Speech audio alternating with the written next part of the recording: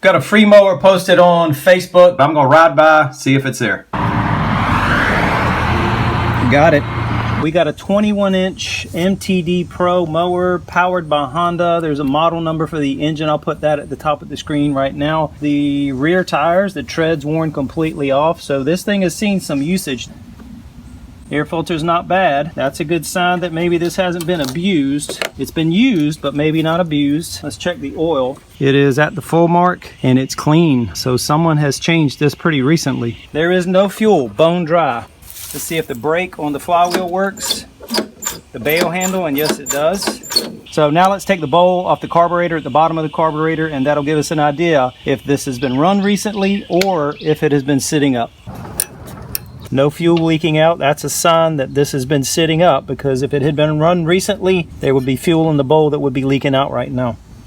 There is some rust down in the bottom, but not really any residue from old fuel that had just been allowed to sit. So they may have run this out of gas before they put it up for storage. That would be a good thing. Let me get this bowl put back on and we'll put some fuel in the tank and see if it'll crank up. And if that's the case, I'll probably take the carburetor off and clean it just to really give a purpose to this video.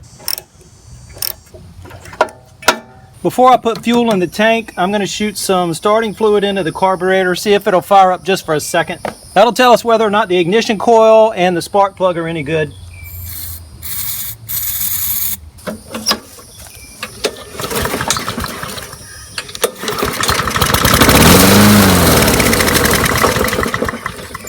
Think we got a good mower. Let's put some fuel in the tank. The shutoff valve is in line with the fuel line, so that's open. It's got a manual choke.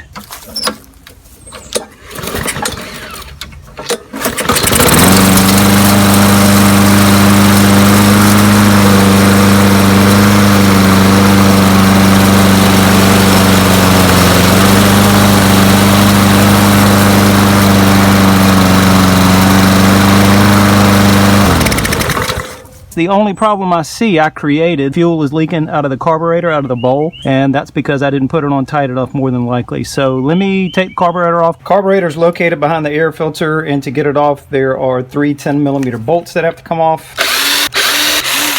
There'll be a breather line hooked on the back. This one's being difficult.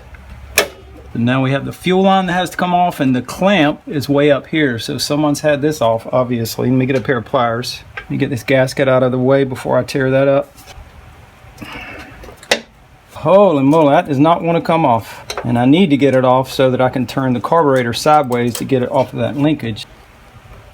I finally got it, but I had to tear the heck out of it to get it off. It wasn't just slid on there, it was stuck on there. I'll cut it right about here, and hopefully that's enough slack that I can reattach it to the carburetor. Now with that fuel line off, the only thing left to take off the carburetor is this linkage and spring that go to the throttle, and there's an S-bend in that linkage, so I have to turn the carburetor to the side, slide it off, and then take that spring off. And the spring was in the smaller hole that's closest to the edge. So that's just something to make a note of if you're taking your carburetor off. And something also to make note of is all of the pieces that are held on by those 2 bolts. So this, when I put it back together, will go back together like that. And the gasket here in the front is stuck on. The other gasket is the one I took off a minute ago. That'll go on the back side between this plate and the carburetor. I'm gonna get this carburetor cleaned up before I take it apart. Now with the carburetor off the mower and with it cleaned up a little bit, we're going to take that bowl back off. And then we're going to take the float and the needle valve out, and also the main jet. So to get the float out, push this pin and that will slide out. And then the float and the needle valve, which is underneath, and just fell off. But it's clean. Man, this carburetor is really, really clean. And now to get the main jet out, and the main jet is located right down in that tube. Now there are threads inside of that tube, and the main jet, small little brass main jet, that is also threaded, and there's a slot cut in it, and that accepts a flathead screwdriver. And be careful. It just broke loose. I was about to say be careful, because you can very easily strip this out, because it is made of brass, and brass is a soft metal, but this broke free right away. That main jet's right there at the end. And this is often the case with the main jet. You get it unscrewed, but it still doesn't want to come out. You can see the main jet is closer to the edge, so it is all the way unscrewed. It's moving around, but it does not want to come out. All right, plan B. Almost got it. This is a reverse drill bit that gripped the inside of the main jet and pulled that out. So now also down in there, there's something called an emulsion tube right there. Usually that gets stuck also, but everything's out of there. Now we can get it all clean, which actually it already is clean, but I'm gonna run some carb cleaner through all this. Before I clean everything out, I wanna point out why it's important to use a reverse drill bit rather than a standard drill bit. A reverse drill bit, it grips, it drills with the drill bit spinning left. So when the main jet was down in that tube and I got the drill bit to grip on that main jet, it was turning it to the left. And turning it to the left did not tighten it back up. That's what would have happened if I'd used a standard drill bit that grips when you turn to the right. If I had put that in there trying to grip the main jet and turned it to the right, all that would have done is screw the main jet back into this tube. Then the size that I used was a 1/8 drill bit. And I got this reverse drill bit set at Harbor Freight for less than $10. And like I mentioned earlier, this carburetor is clean, and the main jet, you can see a hole right there through the middle. So it is clear. It doesn't mean that carb spray won't clear it out a little bit more. You can also use a wire, a thin gauge wire, and run that through the middle. And also on the emulsion tube, there are holes that go all the way through it, and you can use that same wire to run it through those holes as well. And you can also take a piece of wire and run it right through the middle of the emulsion tube, just to be sure that's clear.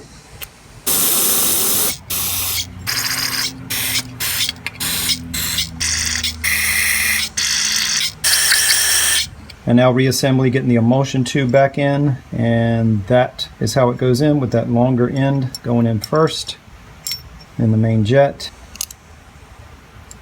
And it was difficult coming out, and it's difficult going back in. And you just want to be careful with that. You don't want to cross thread this, so don't put too much pressure on it until you know it's threaded in correctly. And do not over tighten it, because you run the risk of stripping it out.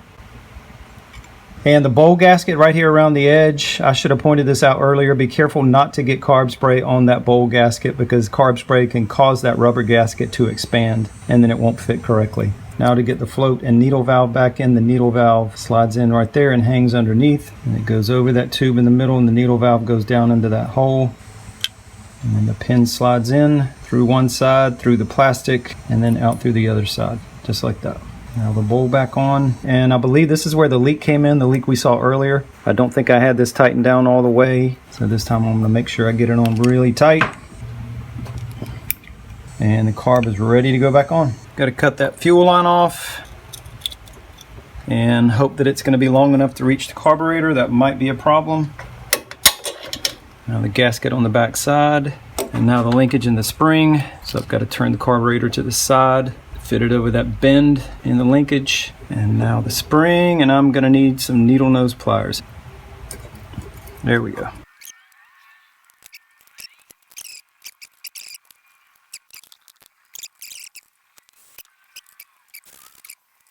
I know you're not going to be able to see very well, but I did get that fuel line on. It just barely reached, and I got the clamp on as well. And one more thing to check, watch the butterfly valve right here. I'm going to move the manual choke, and you can see that butterfly valve closing. So the manual choke on top of the carburetor, that's all good. Spark plug's nasty. Got it cleaned up, and the gap set to 0.03 inches. And with that bowl tightened down on the bottom of the carburetor, I'm going to open up the fuel line, and hopefully we will not see fuel leaking out like we did before when I ran it for a few seconds. That line is open, and carburetor is dry. So I think it was just that bolt was loose. 10mm bolt. Air filter back on. And let's get it off the workbench, take it outside, fire it up. Should be good. All right, it ran before, it should run now. And hopefully no gasoline leaking under the carburetor. Let's see.